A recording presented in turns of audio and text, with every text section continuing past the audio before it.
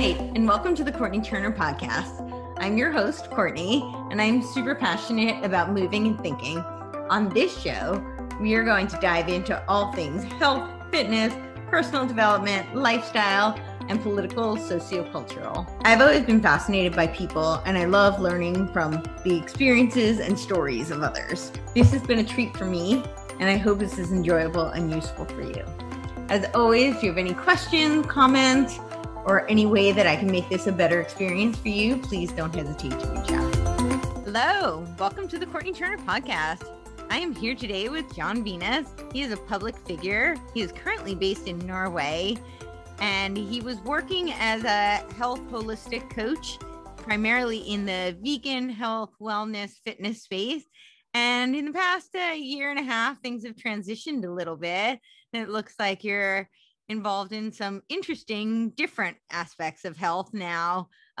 So yeah, tell me a little bit about how things are in Norway. You also said that you do come back to the States quite a bit. So I'd love to hear a little bit about the contrast of that, and tell me why you are not as involved in the vegan holistic health coaching space right now. Yeah, awesome. Thank you so much for having me here. It's a pleasure. So in Norway, if I can just flip my screen around, it's peaceful. You cannot notice that there is anything going on, in the world. The pandemic essentially doesn't exist. I would say that alone is enough reason to be there, but that's quite exactly. But yeah. Yeah. For those of you who are listening, not watching, it's like you see the mountains, the lake, this lush greenery. It's just breathtakingly beautiful. Yeah, no, it is. Yeah, 100%. And it's what keeps us coming back as well, with the peace and quiet. And we supplement that with a lot of traveling to LA, several times a year, to many different areas around the world. So my dad is actually Norwegian, and my grandpa is Norwegian, and half of my family is from Norway, half of my other family is from Brazil. And I was born in Charlotte, North Carolina, and I've been living many places around the world. So I got kind of like a pretty good perspective of many different cultures, traditions, languages, and that's helped me, with what's going on around the world right now, just to gauge what is really happening, if whether or not there is a real threat out there, and just to be more critical of what I've been told, essentially. Yeah. And so I'd say, like, with what I do in terms of health coaching and the vegan plant-based scene, I spent 5 years very, very focused on becoming a lead voice in the plant-based community by showing people online how to build muscle, how to optimize their health, how to lay out a nutrition plan that would work in terms of fitness and overall health. And so I did a lot of work, went, speaking many different places around the world. And that was like my full-time job. It just focused a lot on that aspect of health and nutrition, just specializing as much as possible and giving the best information I could. Sure. And so I stopped doing that in 2020. At the same time the pandemic broke out, got a lot of time to think and to reevaluate things. I was also stuck in the strictest lockdown in Europe, in Barcelona. I flew from LA to Barcelona, and essentially we had the whole plane to ourselves from LA because nobody wanted to travel. And so when we landed in Barcelona, it was complete shutdown. You're not allowed to leave the house, to go for a walk, to get fresh air. People didn't really have gardens. And so everyone was, stuck indoors without any fresh air, without being able to see anyone. Police everywhere, just making sure everyone was inside. And luckily we did have a garden, and with a couple of outdoor gym equipment things. Nice. So, I was able to maintain some of my sanity, but at the same time, very important. Exactly. But at the same time, I was I was dealing with bringing up that fear that I was holding for, quite some time around, whether or not I was doing the right thing nutrition wise for me and my family. And so that's when I started questioning a lot of the beliefs that I had. And so I wanted to experiment and see for myself whether or not adding animal products back in would, change in terms of my health, my mental outlook, just how that would affect me essentially. Sure. And so I decided to do that, and I decided to come out publicly talking about it, and that was a massive outbreak of criticism, death threats, hate, just I don't know, yeah, it was like, it was a very big deal in the vegan or plant-based community. It was, on YouTube alone, like 300-400 videos made about it, not positive ones. And that was, it was tough because I put all my whole life and my whole focus and I thought my life purpose was to do this. And so it was a big shift in my life, and I had to deal with a lot of, big questions, big unknowns. And so that got me to go deep within and do a lot of inner work and come out the other side, a transformed human being, so to speak. And so that's kind of how I transitioned out of it.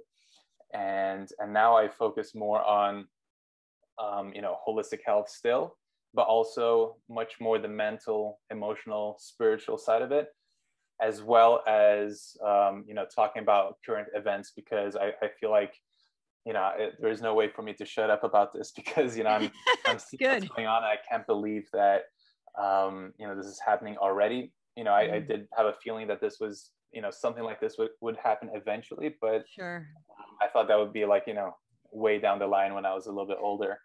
And so I just felt the need to speak out, and that, continued and carried on a lot of negativity on my social media, unfortunately, but that's just part of the job, and I've gotten used to it by now. So that's kind of what I do. It's a little bit all over the place, but just trying to essentially do my best to make everyone thrive, happy, healthy, and, think for themselves and reach more, spiritual, emotional balance as well. Well, firstly, I want to really applaud you for being able to do that kind of reflective and I guess personal inquiry, and to be able to admit that you may have, that what you thought you just, the way you phrased it was your life purpose may not have been, or maybe it was for the time, and to be able to be open to see another possibility, and to see that there was something else out there for you and for other people. That takes a tremendous amount of curiosity. So my words, and I feel like that so encompasses it, as part of my logo, my brand, it's curiosity, resilience, and empowerment. And I feel very much that, it starts with a curiosity. You have to be open and want to investigate, want to ask questions, want to inquire. And then from there, you may find a whole bunch of things you didn't want to find out, right?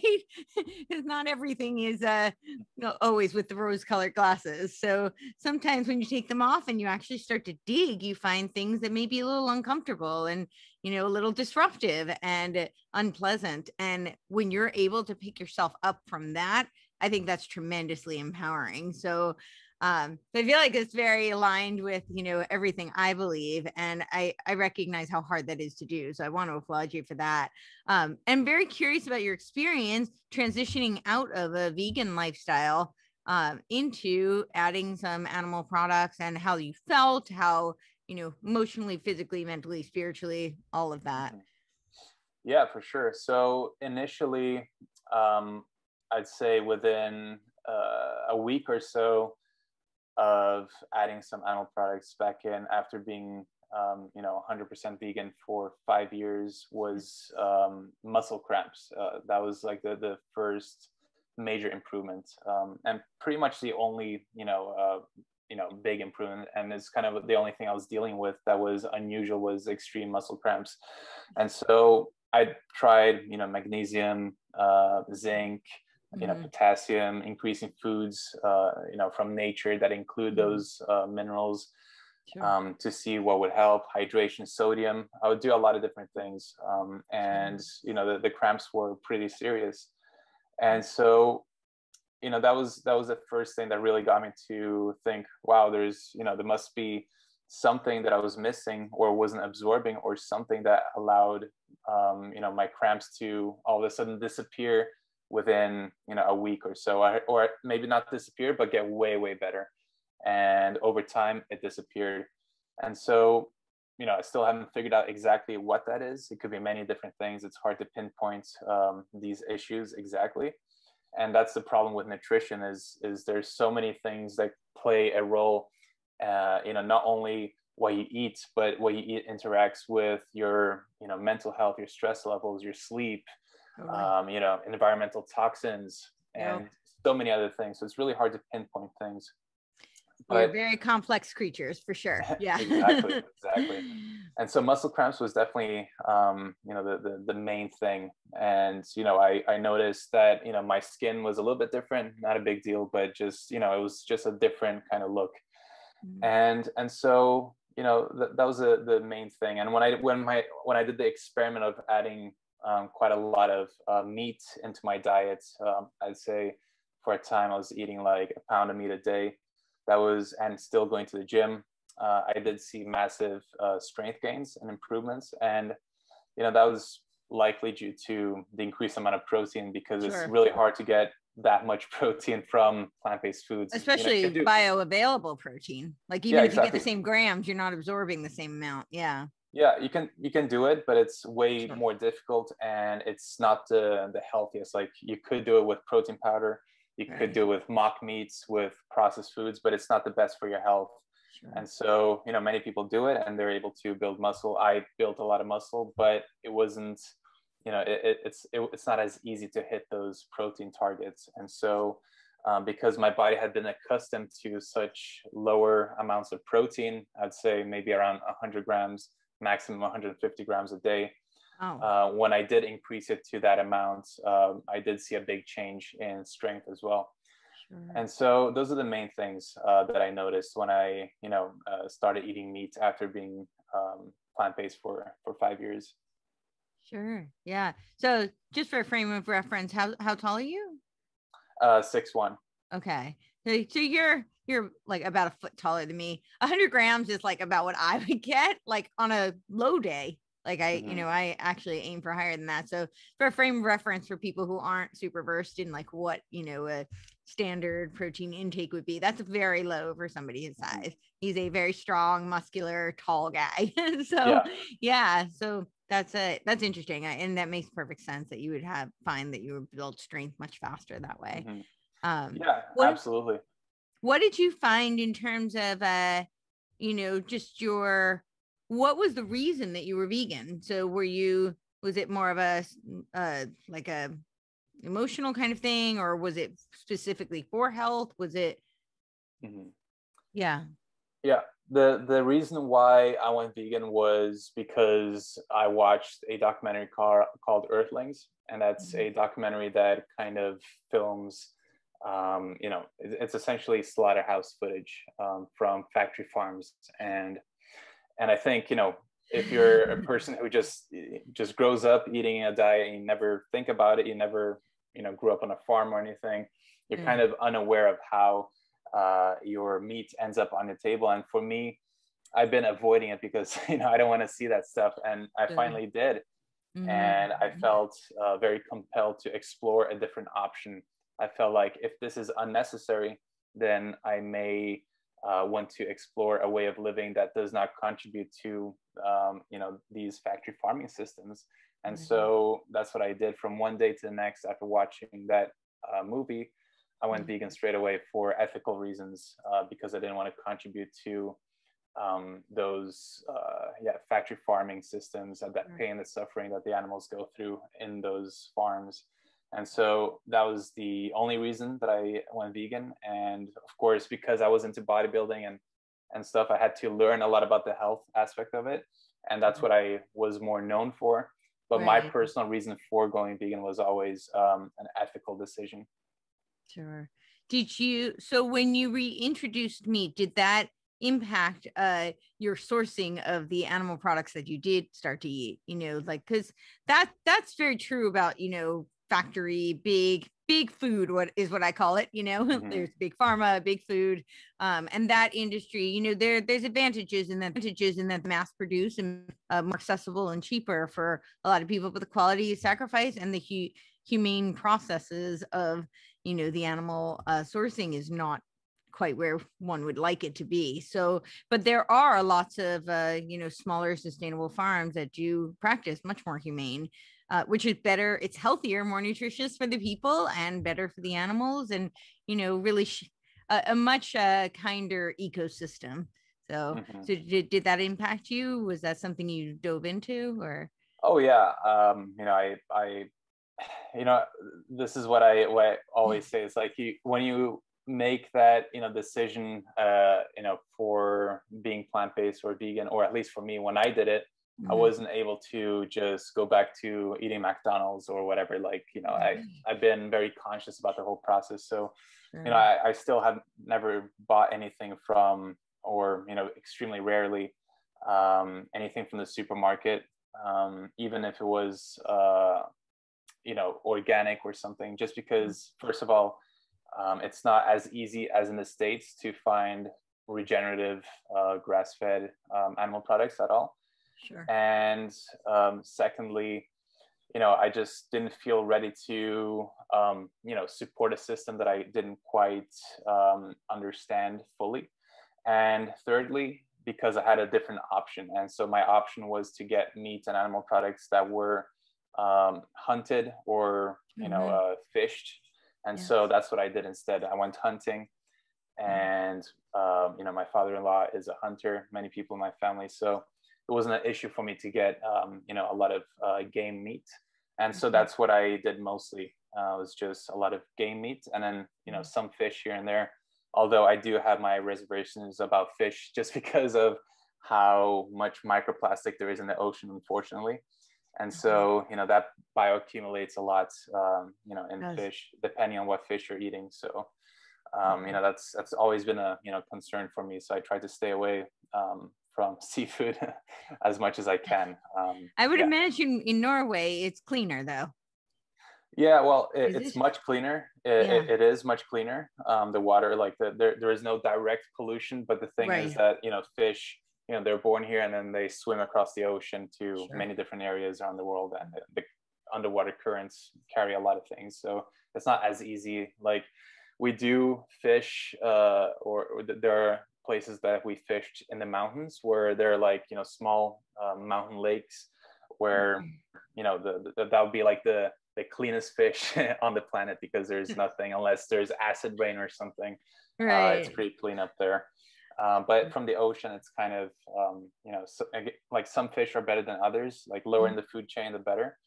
But they all travel all over the place. And so. Oh, interesting. Lower on the food chain. So like the crustaceans and the bottom feeders?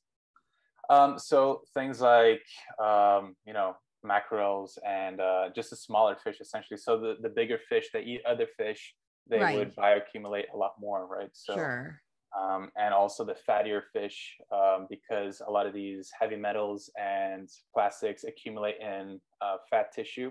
The fattier the fish, the more problematic, a lot of times as well. And there's just so much, plastic pollution. It's a huge problem, and hopefully we can reverse that, because I believe that fish is supposed to be one of the cleanest source of food for humans. It's really good, but unfortunately there's a lot of damage that we've done, not only to our oceans but to our soil, to our ecosystems, with pesticides, herbicides, all kinds of stuff that we mostly are unaware of as consumers as well. Yeah, no, my dad used to call fish brain food, because of the omegas. It was really good for, he would say it would make you smarter. So, I'm curious about, so you said that when you transitioned, it was very disruptive and people were not happy with you. What was that like for you? And did that make you question things? How did you respond, react? And what was that process? Yeah, I mean, I guess the hardest part was people who we grew close to over the years, in the vegan movement, that would, write messages, like, family, friends would write messages and say that, we can't be friends anymore. We can't talk to each other. These kind of things are always, the most awkward and complicated. And so that's the toughest part. And then, of course, like, waking up every single day and just getting death threats is not a a very nice Not feeling. ideal. No. Not ideal. Yeah. So I thought, at the time I thought, I was going to go through like this mental toughness boot camp, and I wasn't going to ignore the comments. I was going to read them, and I was going to take them in and be okay. But, there's always a limit. And, deep down, I'm a very sensitive person. So even though I've done a lot of work and, thickened my skin, eventually if everything you see is just negativity after negativity after negativity, endless social media influencers just making videos series on you and just talking nonsense, news platforms, talking, a lot of nonsense about you, then, it does affect you eventually. And so I'm really grateful for that, because that, got me to a point of, I would say a bottom, so to speak. It was like almost like a breaking point. Like everyone's breaking point looks different. Some people, get to the point of suicidal thoughts. Some people, just have more stress and they're okay. For me, it was more of, trying to escape by, I went through a little phase of just, going back to, taking a lot of, or smoking cigarettes or drinking a lot of alcohol and these things that I haven't done for a long time. Wow. And to kind of like, remove myself from the situation a little bit and just get a break. And so that's kind of how I dealt with it for a little while, even though I knew it was destructive. That was just how my coping mechanism was, just to escape essentially. Right. And so that's what I went through for, it wasn't that long. It was like a few weeks or something. Mm-hmm. And then I broke out of that with, a lot of release of, a lot of tension, a lot of, emotional conflicts that were bottled up and building up, which just, released the body after coming to terms with, just being who I am and not giving that away for anything, not, adapting or not changing the way I talk or the way I do things or the way I create content or the way I speak to, make myself achieve a certain goal that seems like an arbitrary success. So, I let go of that, that North Star of being a person who, is liked and is popular, that is making a big difference in the world and, helping people with their health or nutrition or whatever. And that was, my goal to be an inspiration, to make a positive change in the world. And so when I let that go, not that, I don't work to achieve similar things now, but it's not something that I'm depending on and focusing my whole kind of life around. It's more of a, just a consequence of my actions, and whatever happens. And it's more of an intuitive process now, as opposed to, I'm going to do everything I can, make videos every single day, post, 5 times on Instagram a day to achieve this level of help and impact in the world. So that was like kind of like the contrast. I let go, I detached from the idea of having to be this source of inspiration and source of help to people, and to detach from the idea that I had to be someone who is, very, very successful in helping the world view, health or nutrition a certain way, essentially. And so when I detached from that, there was a huge release, and a lot of peace came naturally. I can imagine. Well, I think that it sounds like one of the things you really did connect with was what your integrity and your authenticity. And I think that's very aligning for people. That's it's very healing, it's very, it creates a lot of internal strife when we are out of sync with our integrity and our authentic self. So, and our authentic self can change, like it can evolve, as obviously you've seen personally. So yeah, I don't think you were inauthentic before. You were just in a different process of your growth and learning and discovery. So it's also like a little bit about not knowing what your authentic self is. Like how can we be authentic if we don't know who we are, essentially? Right. That's a problem that we all find ourselves in at some Sure. point. And many people are, stuck there because it's so hard to give yourself that time to know yourself deeply. And it takes a lot of work to do that. And we all have jobs, we all have, things to do all the time. And we kind of, let that priority slip. So For sure. Yeah, absolutely. We are all guilty of that from time to time, for sure.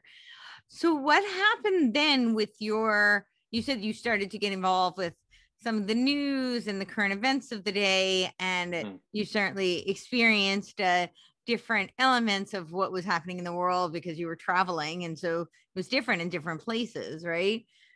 So what was your discovery process in that? And how did that lead you down to where you are? Yeah, no, that's a great question. So when I was in LA, January of 2020, and I was following the news about, this virus in China. So I knew that, this was, probably going to be a worldwide thing because, if it's somewhere in the world, airplanes are going everywhere. It's bound to hit, California. I was actually saying to my friends who I was living with, it's probably already here at Gold's Gym where we're working out every day, exchanging sweat with every tourist that is coming in. Like, if this thing is coming, we've already probably been exposed to it. But the lockdowns or the restrictions or the news didn't really talk about it until a little bit later. And yeah, we just carried on. I just carried on going to the gym. I wasn't too worried about it. And then when it hit, I was in LA still, and the stores just, everyone was like buying all the toilet paper. Whole Foods was like empty. There's a virus. Quick, get some toilet paper. Exactly. So everything was gone. It was surreal actually to be in LA during that time. It was pretty fascinating, especially shopping at Whole Foods. I'm so sorry to interrupt you, but I just have to ask you because I live in Santa Monica, so that's where I am. And when the Whole Foods you mentioned, right, when it first started, and I saw those lines, with the social distancing spacing, I don't know what went through your head. I'll share with you what went through my head. All I thought was bread lines, communism. Like, it was so surreal. I was like, I can't believe, and I was it's communism, but we have to pay for our stuff. So like it was the same, like that's totally what went through my head. What was that like for you? Did you have any thoughts when you saw that? Like, yeah, so I left LA right before that happened in LA. Oh, okay. So it was like the panic buying, the hoarding was going on, but Sure. those lines and these things came a little bit later. So we left right around the time that was implemented. Good call. Yeah, and so even before masks were people wearing masks and that kind of stuff. So when I left, by getting into the airport, I was like, wow, like people are really taking this very, very seriously, because me, my wife, my son, we're at the airport in LAX, and there's nobody. It's like a zombie movie. It's just us, like, are the flights actually, still on? We're just checking, and, some people working there. So like, I guess it's still, the flight is still going. And yeah, it was like we had the whole flight, for ourselves. Essentially, it was like almost nobody in it, and it was like a huge, Airbus kind of like airplane. So it was like a surreal experience to just see how nobody was traveling. It was just everyone canceled everything. A lot of flights were canceled. Some international flights were still on because they wanted to get people back home to where they belong and that kind of stuff. Right. But that was like the most real thing. But landing in Barcelona was almost worse, because that was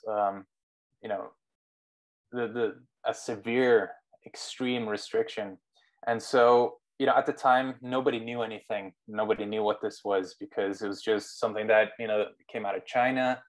And the news was talking about it, how it's a dangerous virus and we had to lock down. It's horrible. And so I was open to the possibility that this was in fact a horrible kind of thing that was going around. I didn't know. I didn't have any data at that time. It was extremely early. Sure. And on the internet wasn't that many people talking about it either. And so I would use hand sanitizer, just to be safe, even though that doesn't do anything. And that was like the only time I used hand sanitizer It's a on good the trip infusion of back. alcohol. Exactly. Yeah. Exactly. Yeah. We've always been really like, not using any soaps or anything, or like, strong soaps or anything. So we just did it, just in case this Right. was a very, very deadly thing. And then once we landed in Barcelona and we're stuck indoors and the official numbers came out with the death rates and these things, that's where I knew something was extremely wrong, because here I was stuck in my home with my family, with kids, not being able to bring my kid outside to get fresh air in the woods. And everybody was locked away. You couldn't drive to the store to get essential supplies unless you're just one person from the whole family. You're not allowed to have more than one person in a car at once. There were these extreme measures. And when I saw the death rates and the infection rates and all these things, and I was calculating it, and I saw that it was, maybe it was like a 3% death rate or something like that, even though that's overblown, way overblown.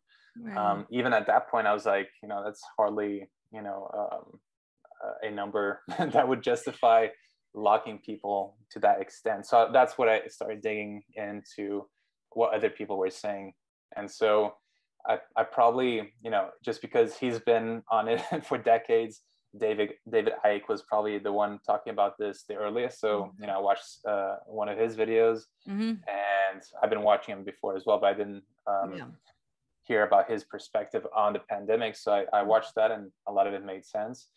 And I just started, digging into a lot of different things and podcasts and videos, and just looking at the data and seeing if the data, if the stuff that is coming out is, from the official CDC data or the official Worldometer, death counts, if that represents what the news is telling us, if it reflects what the news is telling us, and if it reflects, my own discernment of the risk that I'm seeing in real life outside. Are my friends dying? Is my family dying? Are people that I know catching this thing? Is anyone that I know catching it? And is anyone that they know catching it? These things, and nobody was, catching anything or heard of anyone, dying. So it was kind of a very strange, surreal thing in the beginning. Yeah. And so that's how I got into it. I just started, downloading a bunch of podcasts, reading a bunch of books on big pharma, viruses, contagion, all kinds of stuff, just to try to understand a little bit better. Right. Yeah. I'm curious how old is your son? He's 3 right now. Oh, okay.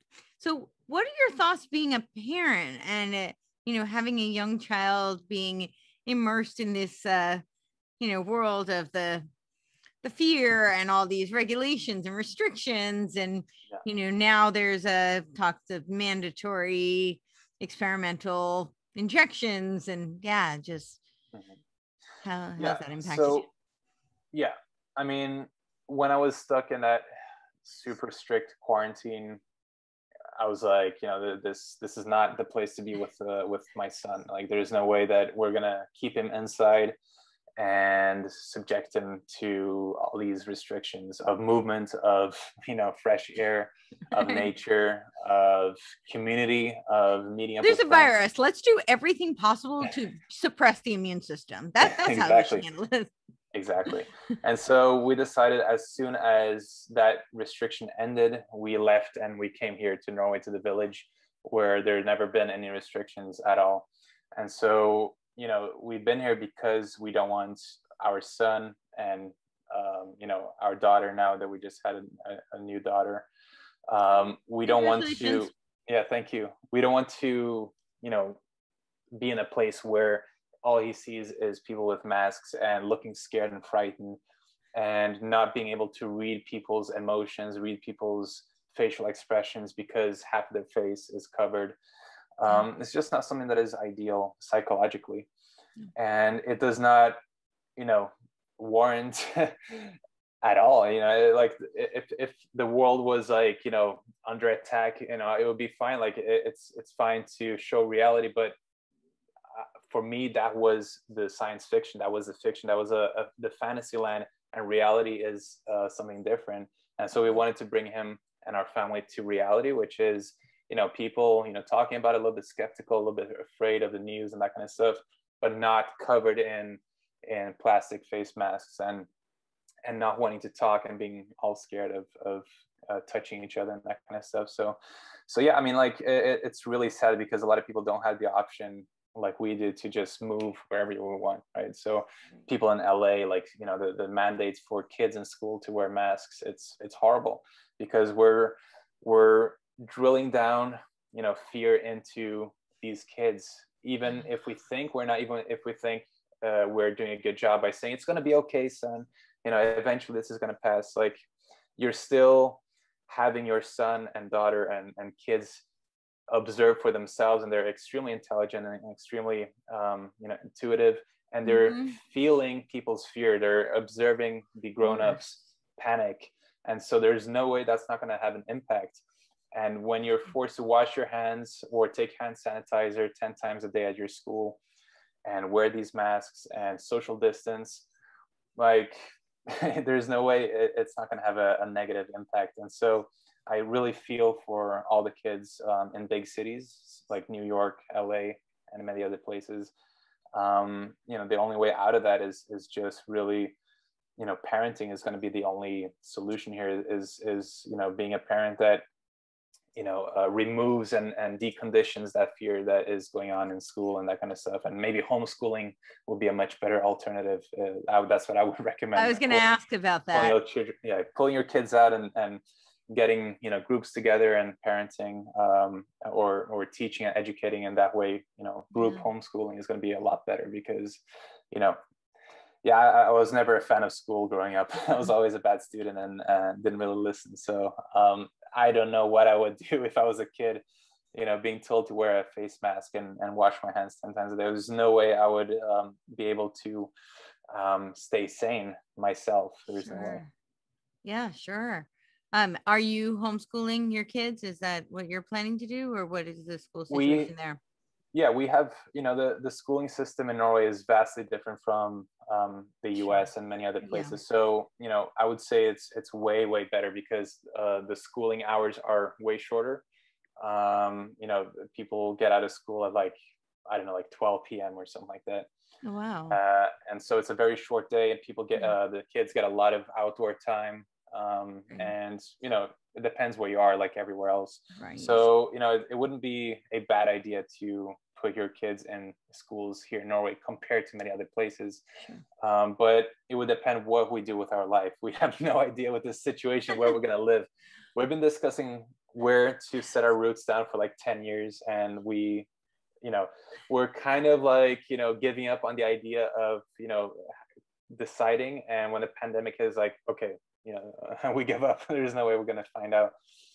So for now, we're just playing it, day by day, week by week, month by month, and just seeing how the world, evolves.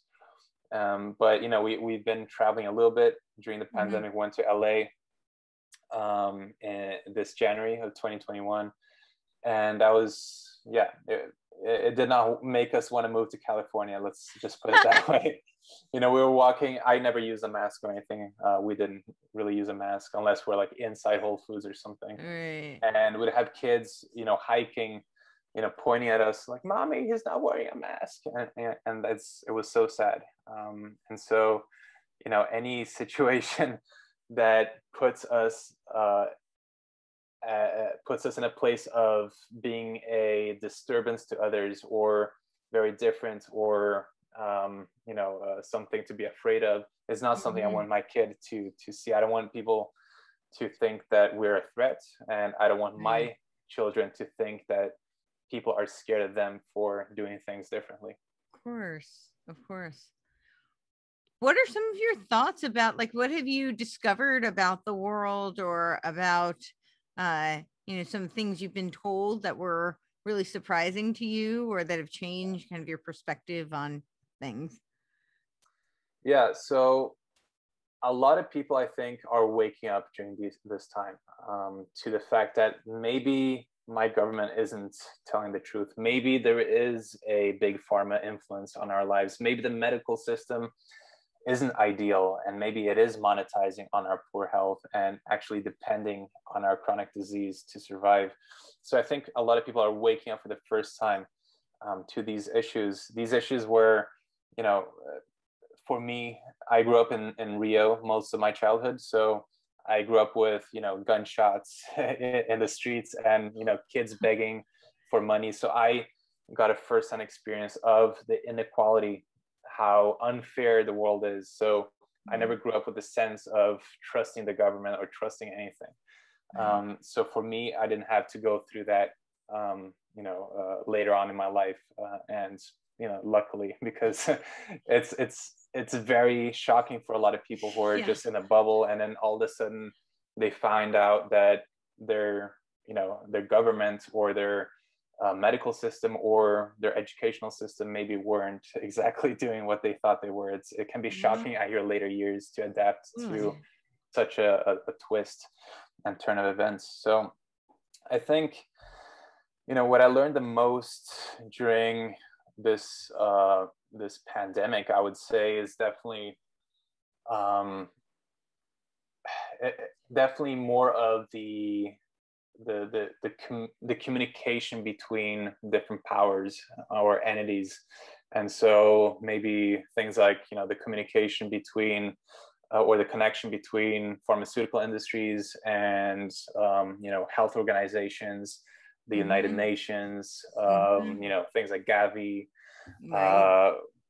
endless things, and how everything is tied together. And it's way more as opposed to before, even though I watched movies like Zeitgeist when I was like a teenager, I understood some of it, but I didn't realize it was that interconnected and how publicly you're able to see it. And so, you know, it requires digging, but it's there. Sure. Yeah, it does for sure.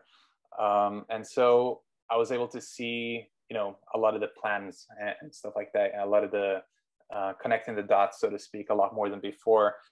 And so it wasn't so much as something that opened my eyes to this whole corruption of this world I've always known, but it forced me to want to actually have the will to put things together, because I felt like I wanted to know. I'm very curious, and you know, this is what this podcast is about. The curiosity will drive you to connect the dots and to research further. And so that's what I've been doing. And so I've been labeled a tinfoil hat conspiracy theorist ever since talking about it. Even from family members and that kind of stuff, and from everyone online, essentially. Because even though this is happening, it's still really hard for those people who have that ingrained belief and faith and, almost like a worship of the systems, and they will not question, they will not look. They will just repeat and regurgitate the same messaging from the mainstream media, the same messaging from the doctors, the same messaging from the World Health Organization, the United Nations, Tedros, all these guys. And so, it's more of a realization of how many people are not willing to question, rather than realizing the corruption in the world. It's more of a, wow, there's a lot of people. Like, I don't know anybody in real life at all, even still to this day, who's questioning anything, and who thinks that, the experimental gene therapy may be, a bad idea, or may at least be something to question. That pharmaceutical industries are corrupt, that they have a track record of criminal activity. And you can see that by looking, at the lawsuits against them, how many billions of dollars they paid in fines. And there's nobody even interested in asking that question. And so it was more of a shocking observation to see how many people were just going along and not questioning at all. And, I understood it would be a lot of people, but not every single person that I knew. And so that's been kind of like the most shocking observation of 2020 and 2021. Yeah, no, absolutely. It is shocking to see how many people are for lack of a better word, sheep. They really do just go along with what they're told and they don't ask questions. I'm curious your thoughts on why. Like, do you think it's you said that they worship the system? Do you think it's just that, or do you think maybe they're afraid, or and what are your Yeah, thoughts on that? there are endless ways we can talk about this, and there are endless things that go into the conditioning, Yes.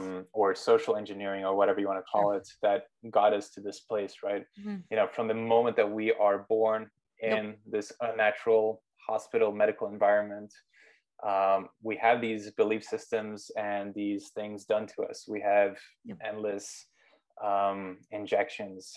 We have treatments upon birth. We have all kinds of things that may not be, the best for our development as human beings. And straight away, we get put into daycare, to kindergarten, to preschool, to school, and those education systems or caretaking systems have their own kind of way of viewing the world, viewing Mhm. how their job should be, how the kids should behave.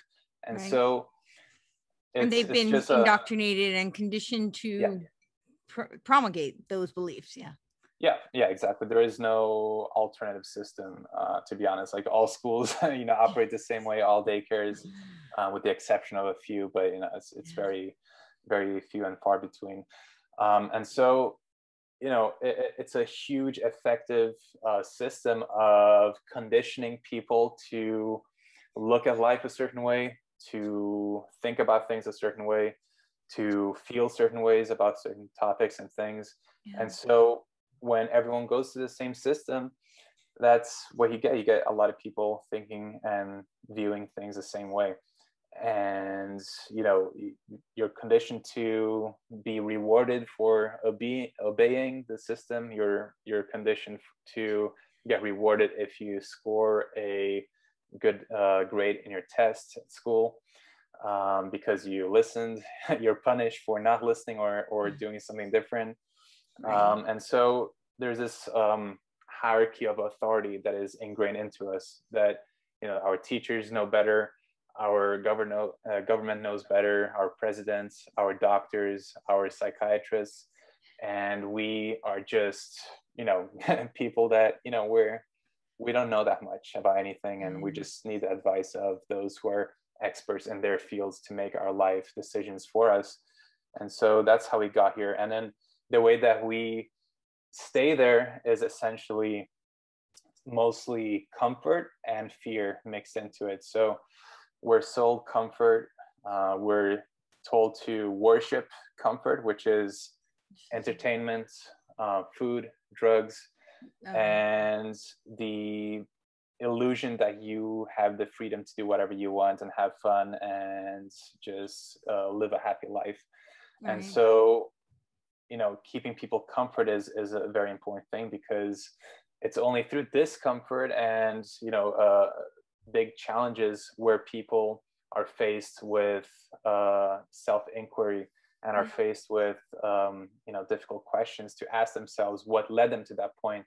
And so one of the most important things about this whole pandemic and agendas that are going on is making sure that people are still comfortable while this shift is happening, by providing enough entertainment, by providing enough free donuts, or whatever the Right. case is, providing enough There's a pandemic compensation. that the highest correlation is obesity, but let's give people free donuts. That's going Yeah, to be very exactly. helpful. Yeah. Shut down the Yeah. gym, give free donuts. Makes a lot of sense. Yeah, Sorry. exactly. And and again, prescription drugs, everyone's using prescription drugs, and Yeah. having a fake high out of that, and fake happiness out of that. And so as long as you're keeping people comfortable, Yeah. and at the same time fearful enough not to want to question their current lifestyle and their current Yeah. life situation, by mainstream media, that's all mainstream media does, is fear about everything. It's all negative news.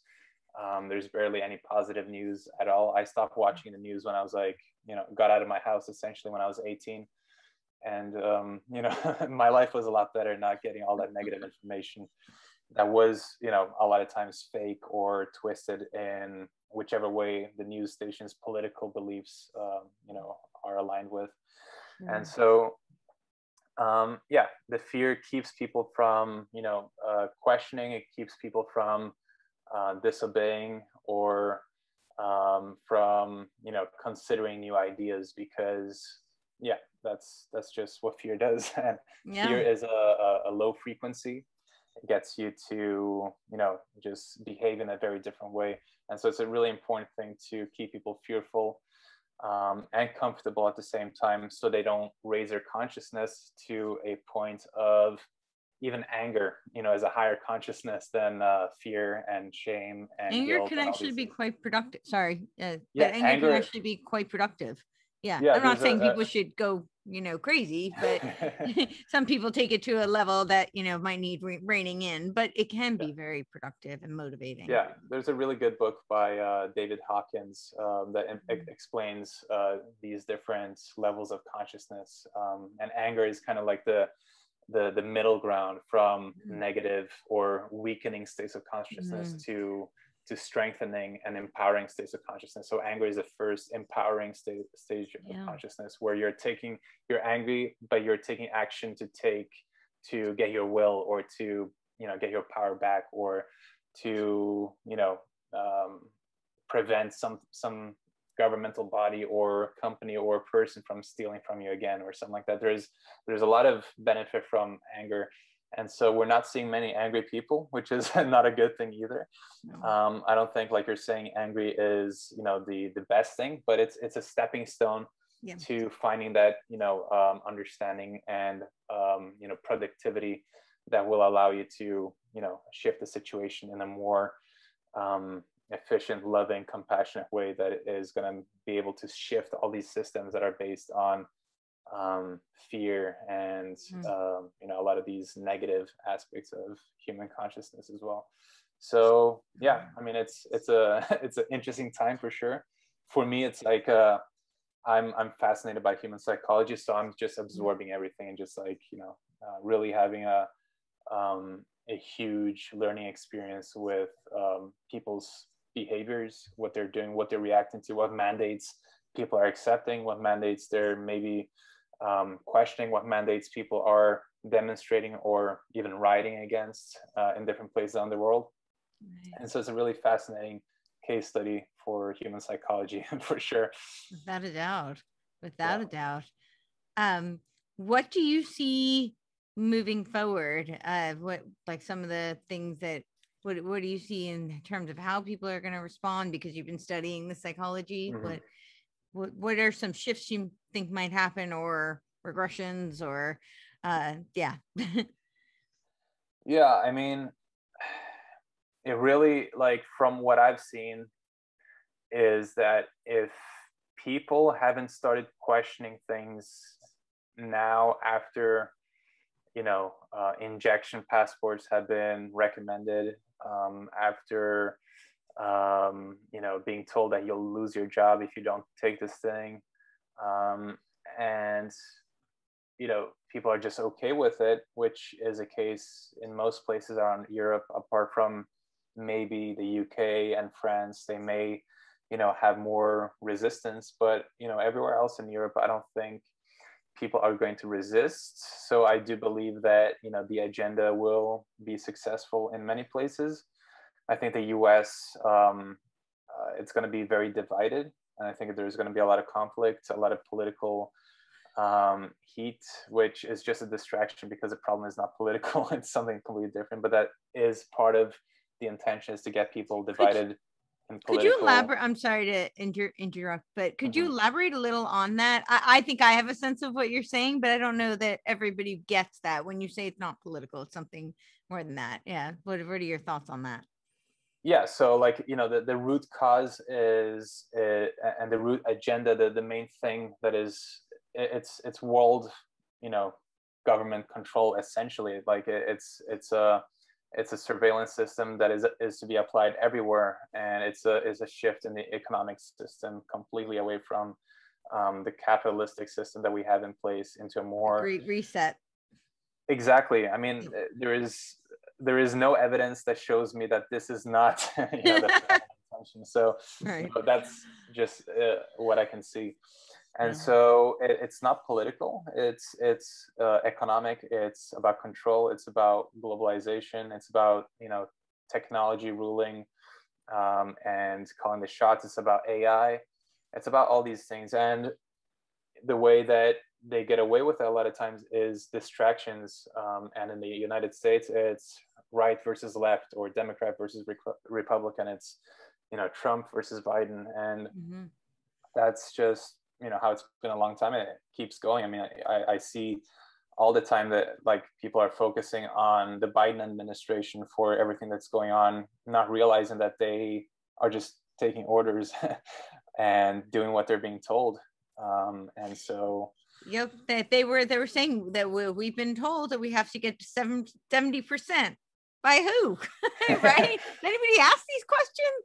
Right. Who tells the Biden administration that we have to get to 70%? Yeah. It's just an arbitrary number, but it's not. Yeah. Exactly. And then so we have a lot of people focusing on the crazy conservative right wings, or the sheep. So I will say this is just my thought, and I'm curious your thoughts on this. I do think ideologically the globalists, the people who are foisting this great reset and this, what we've always had, the new world order. Well, not always, as long as this country, we have had a new world order that's been trying to be pushed, but they're really trying to get the new world order inside the one world government. That's how I see it. But I do think that is very aligned with leftist ideology. Leftist ideology is about centralization. It is about control, power. Well, it's become that.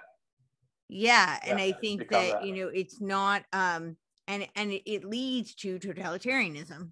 That's what we have always seen and that is what the left is. I mean, the further left you go, it is more centralized, which leads to totalitarianism. And people like to argue about fascism and, socialism and, all of these different branches. But the reality is that if you're in a gulag, like you don't care if it was, the fascists or the communists or the socialists, you're still in a gulag and you're being ruled by dictators. So I think, and conservatism, while there's many aspects, and certainly globally, there's different philosophical nuances to each of them, but that is much more about individualism. It is a decentralization of power, free market of ideas and economics. And again, there are nuanced variants within conservatism, but that's much more of the forefront of the philosophy. So that is how I see it. It sounds like you have a lot of, I can see you ready to jump in. What are your thoughts? No, you're absolutely right. It's been a conscious decision of those who are in charge to influence and turn these political parties into what they needed to turn into to get this into into action. And so they could have done it with the right wing, if they started early enough and they they've definitely used the right. I think Democrat versus Republican is a very different, those are the political parties. Ideology, philosophy is different to me. I don't see those as being, synonymous. Sure. But in terms of the Republican faction, that's what I mean, absolutely. I mean, I actually did a tweet that was like, it was about how they, the powers that be align ideologically with the left, but they actually advance their agenda through the people on the establishment on the right, while they're parroting the words that the patriots want to hear. Exactly. Exactly. That's what I'm trying to get at. Yeah. So, that's why, the political system is broken, right? So, but it's the Democratic Party has been, chosen to, put this, massive shift into action, and it's very clear to see. And so a lot of people will blame the Democratic Party, but it's, not the root cause. We have to look a little bit deeper what's going on to find out what the actual real issues are. And, that's kind of where I'm getting at with this whole, political thing. Like, to be honest, I hadn't read or known anything about politics until, I started seeing all this stuff go down, in 2020. And I so don't think just you're because alone. yeah, I mean, like because I grew up in a place where there's only corruption. Your political party does not matter. Your votes do Political not party matter. equals corruption. Yeah. Yeah. And people think that, your votes count and everything is, by the book. And, and they think that it's just, these dictating or African countries with dictators that are corrupt, but it's everywhere, to, bigger and smaller degrees, from country to country. And Europe, it's very varied, but there's a lot of corruption everywhere, no matter what country you're looking at. And so we have to try to find a root cause, just like in health. Instead of looking to, treat a symptom, put a Band-Aid on, you have to find out what's causing it. And so we had to do that with the agenda, as well as, with any problem we're facing. Absolutely. I love that you talked about that with the root cause with health. I very much see that parallel. And I also have noticed in 2020, I keep saying that there's a great awakening. That's what we need to expand to combat the Great Reset. That's kind of how I see it, and I think there are more people who are waking up and asking questions like yourself. And I've seen, I come from I worked in the fitness industry for a while, and I've seen a lot of people in, the health, nutrition, fitness, even some aspects of the medical industry who are some of the most awakened in this 2020, 2021 time period. And I'm curious your thoughts on that and why. Yeah.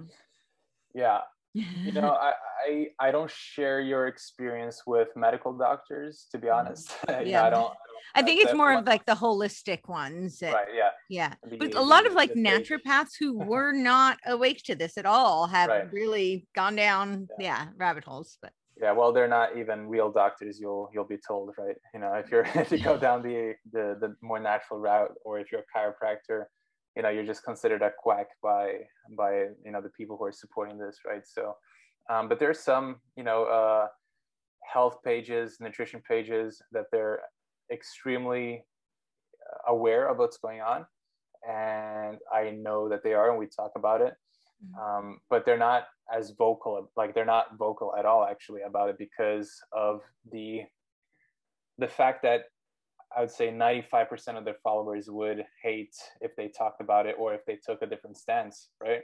And so that's a huge problem, because we all have so much to lose from speaking out, or we think we have so much to lose. We think we have millions or thousands of followers to lose, or we have all these friends to lose, and all that money, and income, which is true. I haven't made much money at all after changing, but it is what it is. And if your values are important to you, and what's happening in the world goes against your values, maybe it is worth considering speaking out and speaking your mind, even if that means that you're going to have to sacrifice for some time, because it's not going to be forever, but just initially a sacrifice of maybe income, your friends, inner circle, how many followers you have on social media. And so I see a lot of people waking up, but not a lot of people speaking about it. And I think that's also something that people have taken into consideration in the higher levels, that they understand the fear that people have for speaking their authentic truth and that kind of stuff. And they understand how the vast majority of people are not awake, and they're very emotional. They're very aggressive when someone would, say something that they don't agree with, that they understand that these people that may be awake will probably just, stay back and maybe do their own thing and be in their own bubble and have a good life. But they're probably unlikely to be very vocal and try to start a revolution or something like that. But there are definitely a lot of people speaking out really hard about it, and I have a few friends who are very vocal about it that I knew before as well. So there are a couple, but the vast majority of people are unaware, and then the vast majority of people who are aware are not willing to talk about it publicly. What do you think can be done to change that, to get more people to be vocal and to do their part to bring awareness? 'Cause I think that that's really what's necessary. I think Yeah. that is the ammo, right? Mm-hmm. You know, I think that the fear is the main thing to focus on here, and not only the fear, but I think spirituality, for a lack of a better word, just the spiritual aspect of this is extremely important because, you know, we are lacking a huge connection to, you know, the divine. We're lacking a huge connection to God or to the universe, whatever you want to call it. Yeah. We're just in our, you know, doing our thing, and we may be open to the possibility that there is something more than this reality, but we are not really you know, doing anything to expand that perspective or state of consciousness. And so the reason I say spirituality is going to be so important is because if you do spiritual work, if you do the inner work, and spiritual work is includes mental and emotional health. And so, yeah. And so if you do the spiritual work and you understand that, you know, you are protected and you are fine and you can stand for truth and still, you know, do whatever like you like without being punished by the universe, by God. You can still be disliked, you can still be hated by every single person on this planet, as long as you are doing what you feel is right in your heart and you feel like, you know, the universe, God is telling you to do, then you are good. And it doesn't matter how many people hate you, how many people dislike you. If you know that what you're doing is right and true, and that you feel like that is the will of God and the higher powers, the universe, then, you know, do it. Because in so doing comes a whole different ballgame than, you know, contemplating it or understanding it for yourself. If you're living your truth, which is required for you to be able to be aligned spiritually with things, yeah, and you have to walk the walk. You can't just understand and know. You have to actually put it into action. You have to be your authentic self, raw and true and unfiltered. And so, you know, when you understand that, and you understand that, you know, the gain from actually connecting spiritually in that way is going to be way better and way more fulfilling than anything that you can accomplish by staying silent, then it's going to be a no-brainer. But you have to go through it to understand what that looks like. You cannot understand a different perspective or a different level of consciousness if you haven't, you know, been there before. And so you can contemplate all you want, but unless you've done the work and actually been true to yourself and walked the walk and had the courage to go out there and be yourself and be vocal, you don't understand how that feeling is going to be, how it is to walk with power in your authentic self. You don't understand how it is. So you have to go through it. You have to take that leap of faith. And so that's what it takes. I mean, it's scary, but it's the only way for us to eliminate that fear of death, the fear of, you know, germs, the fear of judgment from others, the fear that your mother-in-law is going to think that you're, you know, stupid or whatever the case is. You know, that's what is required, in my opinion. The most important thing is spirituality, to understand that your authentic self is divine, it's beautiful, and you have the right, and you know, you should, you know, go down that path if you want the best life for yourself. And, you know, that will dissolve the fear, I believe. That is so profound and so beautiful. Thank you. One thing I would like to add to that is I think that I agree with you. I think the spiritual component is essential, and it is paramount. And I think this is a spiritual battle of good versus evil. And I think that, look, this is my hope. So I want to hear your thoughts on this, but my hope is that they are going to lose because they underestimate the spiritual component of humanity. You know, they're so caught up in this, you know, all of the very tangible strengths of humanity that they want to control and harness, you know, and merge with AI so they can control and harness it. But they underestimate that the power of the human will, that's a spiritual power. And I think they don't understand it. And I also think they underestimate it. And I think that's going to be their demise. What are your thoughts on that?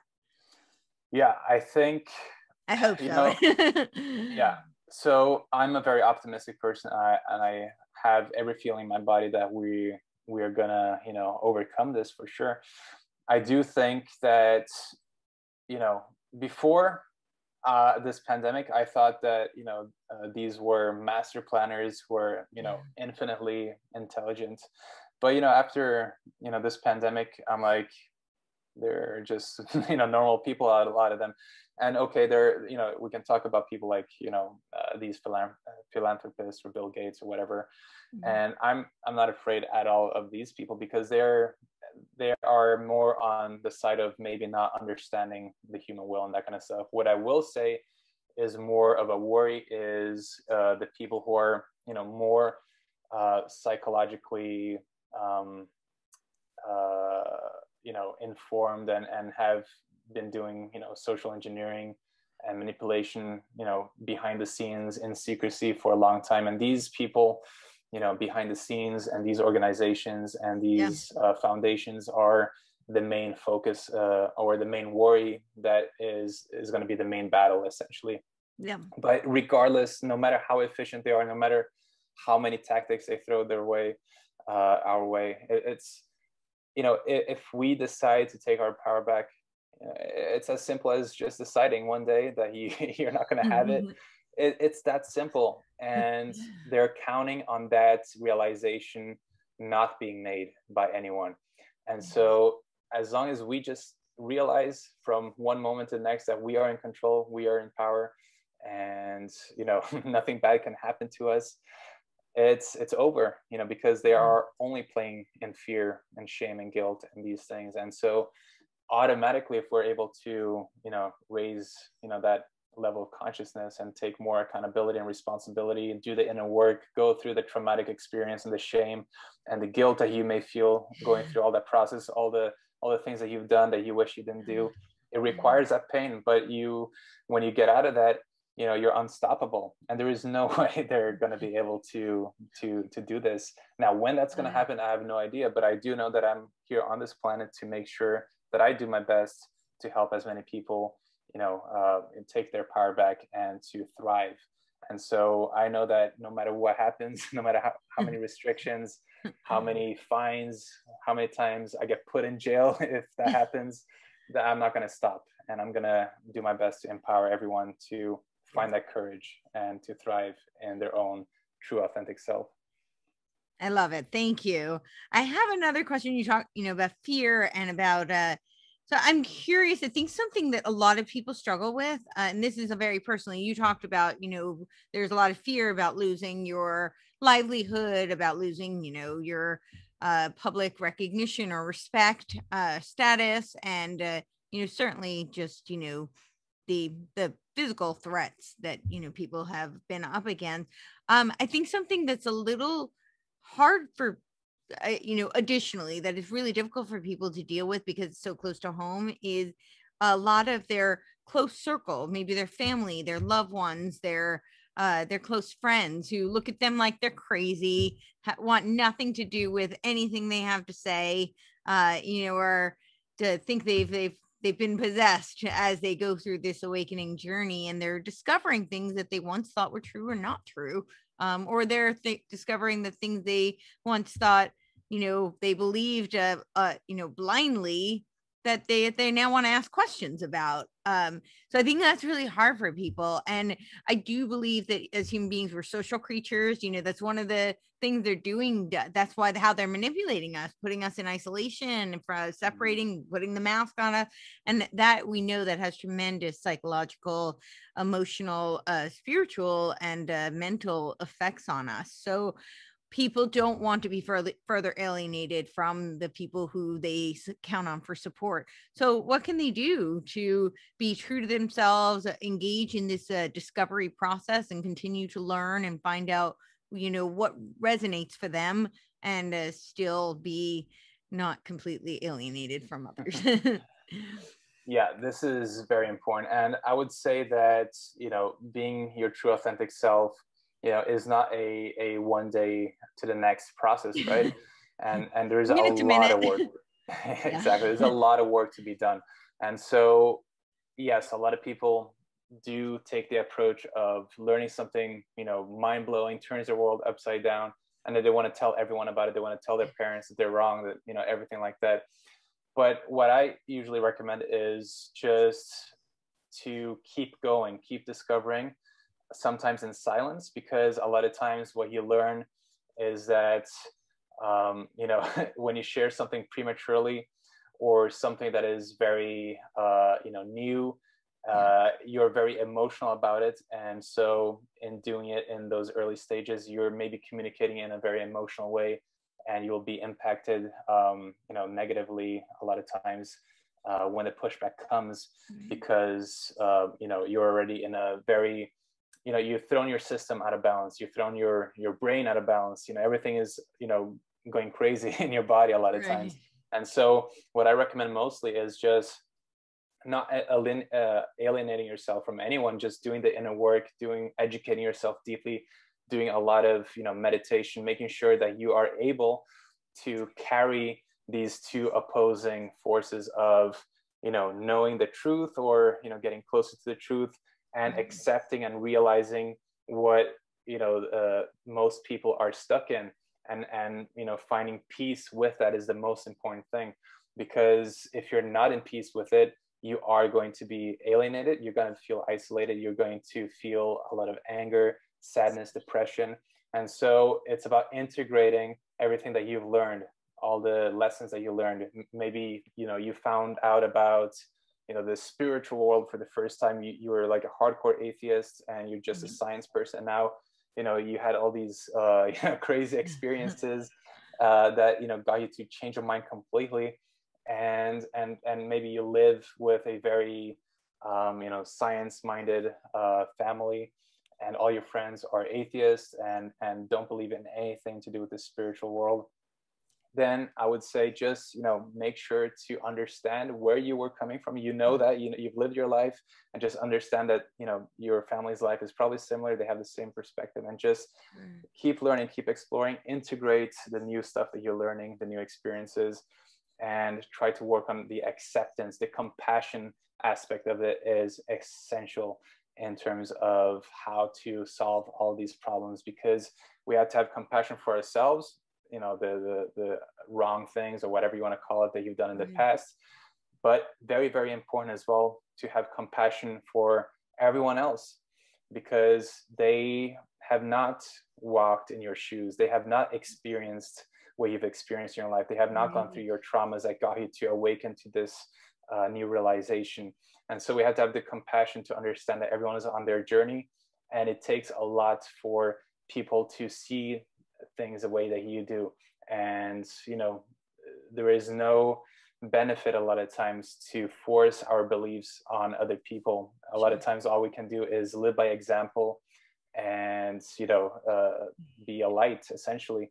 And eventually people around you will notice it, and it may take years, it may take decades, but eventually they're going to run into a wall, and they're going to run into rock bottom, and they're going to have their own realizations, and they're going to come to you for help and for advice. And when people are ready to take in that advice, that is when you can help these people out. But trying to force your beliefs down someone's throat doesn't have the best outcome. And you can see that with veganism very clearly. And so Right. Yeah, well, this is awesome. Do you have any other things that you'd like to add? Or no, I think we talked a lot about some really important issues, and I think a very optimistic and empowering end to the conversation. And I just want everyone to realize that no matter how small you think your influence is, or your power is, just realize that that is just a limiting belief, because we are truly powerful, and our capabilities are endless if we do the work, if we allow ourselves to put our guards down and just face our demons and work through them. You'll be amazed of what you can become. And I say this all the time. I don't recognize myself from, a year ago, 2 years ago. And it's like every year I become a new person. And that's because if you do enough inner work, you can become, so much more than you ever imagine. And it's possible for every single person that is willing to do that. And so if you feel like something is lacking in your life, if you feel depressed, anxious, lack of connection, you have to go through the pain to come out the other side more fulfilled and to get to the next stage. There is no gain without pain. There's a famous fitness or no pain, no gain. It's true right. for No pain, everything in no life. gain. Yeah. Yeah. And speaking, I'm sorry, go on. Yeah. No, I mean, I was just going to say it's true for most things in life. And so, just realize that, if something is off and, you want to get to a better place mentally, emotionally, spiritually, physically, then, just realize that you are capable of almost anything that you can imagine. And you have no idea how wonderful and amazing your life can be if you are willing to go through all of that pain and work. So, right. Yeah. I always say, I feel like a fitness movement is a metaphor for life, because there's so many lessons you learn, in whatever your movement practice is, whether it's in the gym or whatever, but you learn a lot of the lessons that carry you through life. And I guess I'll close out with that question. I saw you do a post recently where I guess people were asking, like, do you still work out? And you had said something about, you do for enjoyment, and you had gone through some joint issues. You talk a little bit about that and what you do and what that, in the scope of your whole journey, how is that reflective? Yeah, I was extremely serious about bodybuilding and lifting. I wanted to do everything that I could to build the best, most optimal physique that I possibly could with my own, frame, and without, taking drugs or anything like that. So I wanted to see how far I could take it. And when I went vegan, that became, extra important, because I wanted to, show the world what is possible. And so, that was my, it was like a like a religion. Like I had to, work out and eat a lot of food every single day. And if I didn't do it, I wouldn't feel like myself. And so my fitness journey for the last 9 years or 10 years has been, full on. And I would never, compete or go down that route because I didn't feel like I wanted to or needed to. So I wouldn't, go and diet and restrict myself that much. But, I've always been,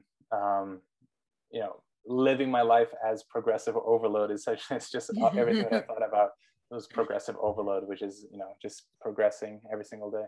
Yeah. And so, yeah, I've been very, very intense with lifting heavy weights, at least for my body type, and doing a lot of volume. And I was able to, gain a lot of muscle. But eventually my joints started hurting a lot. And that's never happened before. I've always been, proud to, be able to curl like 50 pounds and that kind of stuff without any issues. And then, this happens along with my lower back injury while playing a soccer match, which was a slip disc that threw me a curveball. And I had to, go through some tough times of not being able to do the activities that I really liked or was accustomed to doing daily, like lifting weights. And so, I went through a tough time then too, a couple of years back, adjusting to, a more sedentary life, not really sedentary, but, more walks and that kind of stuff, stretching, and less lifting. And so, after that, I haven't really gotten that passion, that full on, passion for lifting that I used to have before, ever since those injuries, because I came to realize that my life purpose was not to prove that vegans can build muscle. That was not what I was here to do. And so, lifting every single day for hours was not, the main priority anymore. And I just realized that, I had more enjoyment when being more flexible with my routine. I could be, I could do half the volume and still, maintain good amounts of muscle mass and strength and still feel athletic. When, my joints would allow me, I would work out. When I felt some joint pain, I would take a break.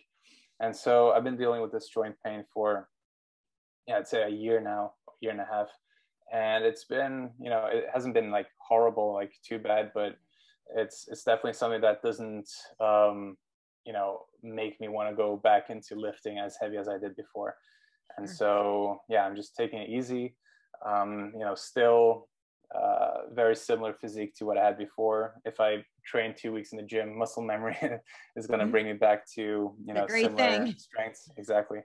But it just doesn't mean that much anymore to me, just because I'm not using my body as a billboard to promote a philosophy or ideology like I used to before. And so I'm happy with a dad bod if that is my destiny.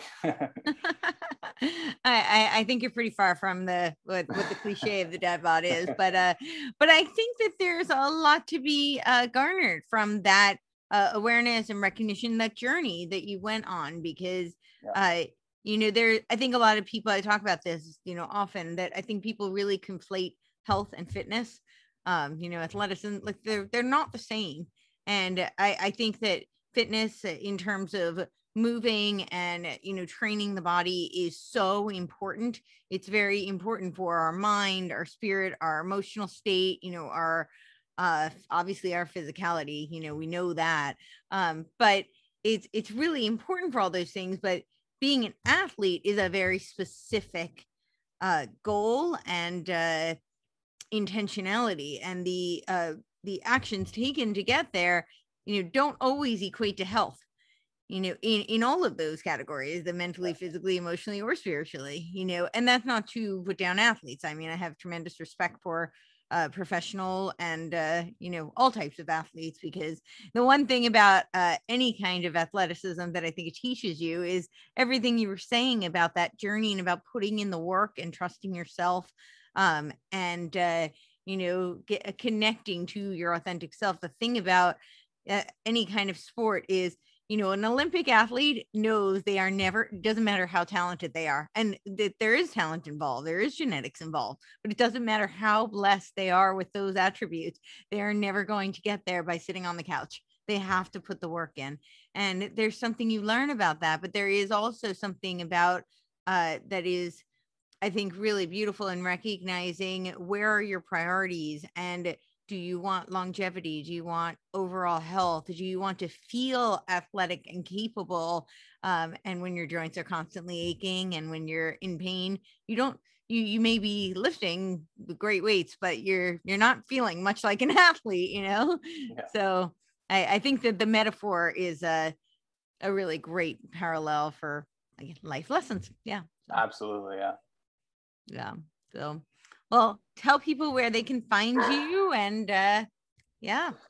Yeah, sure. This has been such a good podcast. Oh, thank you. I really enjoyed it. No, it's been amazing. I guess the main places would be Instagram and YouTube. So if you type in my name, Jon Venus, on Instagram or YouTube, you'll find me. Put a lot of content out on Instagram. YouTube, is not as much of a focus anymore. But Instagram is where the action is at for sure. And then I have my website, jonvenus.com as well. Awesome. Well, thank you so much. And looking forward to connecting again. Yeah, for sure. Thank you so much for having me.